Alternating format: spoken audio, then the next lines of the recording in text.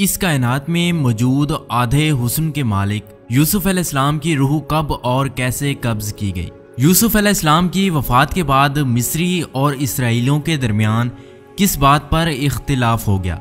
आप अलैहिस्सलाम की कब्र मुबारक दुनिया के सबसे बड़े दरिया के नीचे क्यों दफन किया गया है और यहूदी आज इस ताबूत की खोज में क्यों लगे हैं।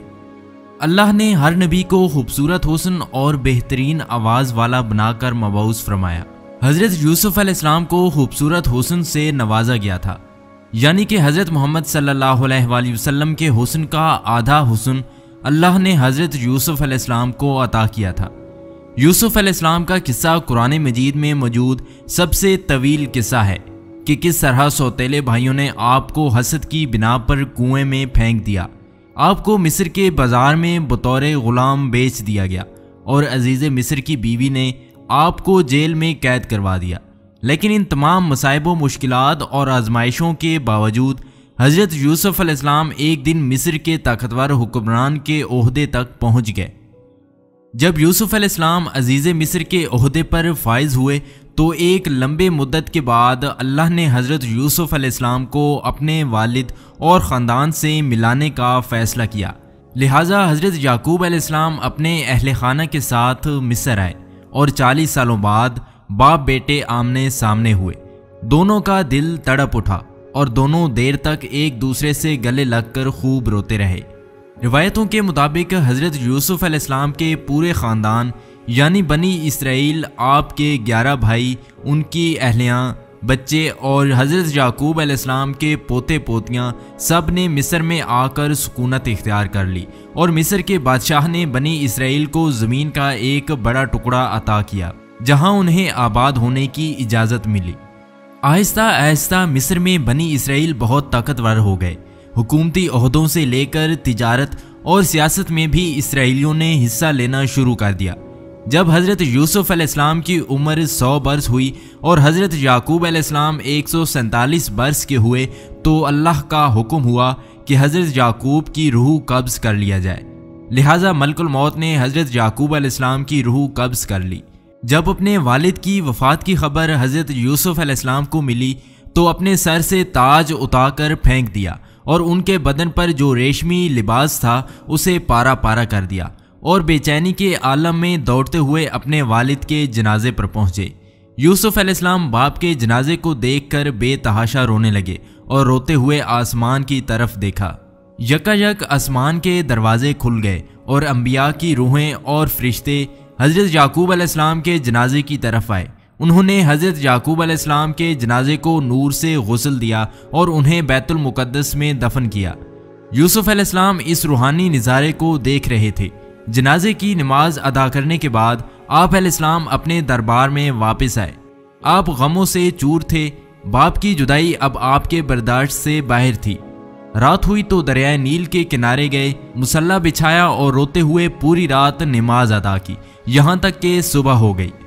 उस वक्त जिब्राईल अलैहिस्सलाम नाजिल हुए और हज़रत यूसुफ अलैहिस्सलाम से फरमाया, ए यूसुफ, आपके वालिद की उम्र तमाम हो चुकी थी, इसलिए खुदावंद ने उन्हें अपनी तरफ वो बुला लिया, लेकिन अभी आपका वक्त नहीं आया।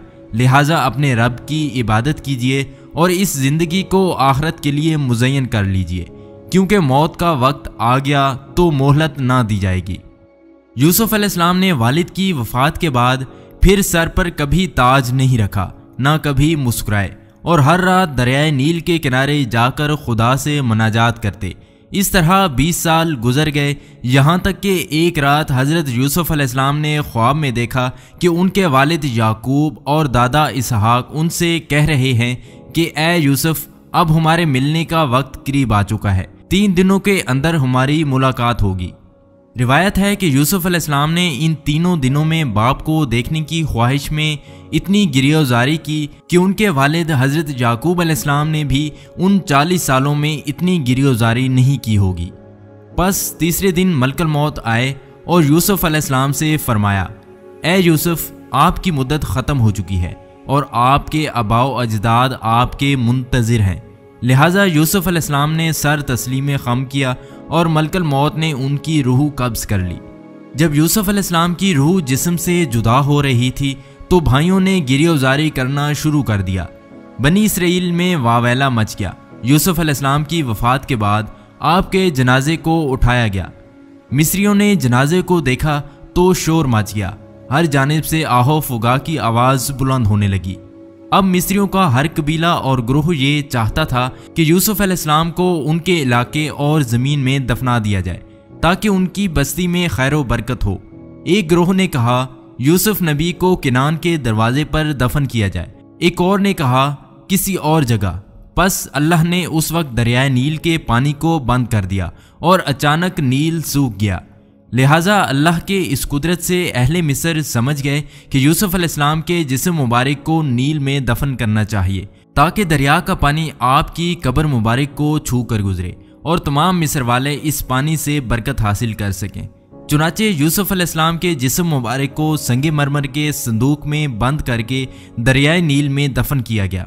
रिवायतों के मुताबिक जब एक अरसे बाद बनी इसराइल फ़िरौन मिस्र के ग़ुलाम बन गए तो मूसा अलैहिस्सलाम की रहनुमाई में उन्होंने मिस्र से हिजरत किया। लेकिन हिजरत के दौरान मूसा अलैहिस्सलाम रास्ता भूल गए और बनी इसराइल नील के करीब भटकने लगे। बनी इसराइल ने बहुत कोशिश की लेकिन उन्हें सही रास्ता ना मिला। इस पर बनी इसराइल के बुजुर्गों ने कहा कि यूसुफ अलैहिस्सलाम ने अपनी वफ़ात से पहले ये वसीयत की थी कि अगर तुम लोग कभी मिस्र से निकलो तो मेरे ताबूत को भी अपने साथ ले जाना। लिहाजा जब तक आप यूसुफ अलैहिस्सलाम की लाश मुबारक को अपने साथ ना ले जाएंगे रास्ता नहीं मिलने वाला। इस पर मूसा अलैहिस्सलाम ने पूछा कि क्या तुम्हें पता है कि यूसुफ अलैहिस्सलाम की कब्र कहाँ है? उस वक्त एक बूढ़ी औरत के सिवा बनी इसराइल में किसी को ना पता था कि वो ताबूत कहाँ मौजूद है। लिहाजा वो बुढ़िया हज़रत मूसा अलैहिस्सलाम को एक झील के पास ले गई जिसके पानी का रंग अजीबो गरीब था। बुढ़िया ने कहा कि इसके पानी को निकाल दो। जब ऐसा किया गया तो ज़मीन नज़र आने लगी। लोगों ने वहाँ खुदाई शुरू की जिसके बाद एक कब्र जाहिर हुई जिसमें वो ताबूत मौजूद था। मूसा अलैहिस्सलाम ने उस ताबूत को निकाला और आगे का रास्ता तय किया तो आपको रास्ता मिल गया और आप उस ताबूत की बरकत से अर्ज़ मुक़द्दस पहुँच गए। मूसा अलैहिस्सलाम ने फ़लस्तीन पहुंचकर इस ताबूत को किसी खुफिया मकाम पर दफन कर दिया। इस वाक़ये का जिक्र अहदनामे कदीम में किताब यसू में मौजूद है। इस तरह यहूदियों की एक मुक़द्दस किताब जिनसी सिरबाह में भी इसका जिक्र आया है। मूसा अलैहिस्सलाम ने इस ताबूत को लोगों से छुपाकर किसी नामालूम जगह पर क्यों दफन किया इसका इल्म सिर्फ अल्लाह को ही है और इसके पीछे क्या हिकमत पोशीदा है ये कोई नहीं जानता। फ़लस्तीन के मगरबी किनारे पर एक शहर आबाद है जिसका नाम नाबलस है। नाबलस में वाक़े एबल पहाड़ी के करीब एक मकाम ऐसा है जिस पर 50 सालों से इसराइली यहूदियों और फ़लस्तीनी मुसलमानों के दरमियान एक जंग छिड़ी है। यहूदियों के मुताबिक नाबलस के इस मकाम को जिसे वो मकाम यूसुफ कहते हैं एक मुक़द्दस जगह है जहाँ यूसुफ अलैहिस्सलाम का मिज़ार है। दूसरी तरफ अली हिरात और इब्ने बतूता जैसे मुस्लिम मुहक्किकीन ने भी नाबलस को ही वही मकाम करार दिया है जहां यूसुफ अलैहिस्सलाम का मिज़ार मौजूद है। 1967 की अरब इसराइल जंग के बाद यहूदियों ने इस जगह कब्जा कर लिया था जिसके बाद ये मकाम इसराइल के कब्जे में चला गया। साल 1990 में इस मकाम को यहूदियों ने एक आर्मी बेस में तब्दील कर दिया और इसे यहूदी रबियों की निगरानी में छोड़ दिया गया। यहूदियों के लिए ये मकाम इतनी अहम और मुक़द्दस क्यों है? नीज़ यूसुफ अलैहिस्सलाम के इस ताबूत में ऐसी कौन सी पुरइस्रारियत मौजूद है, ये आज भी एक राज है।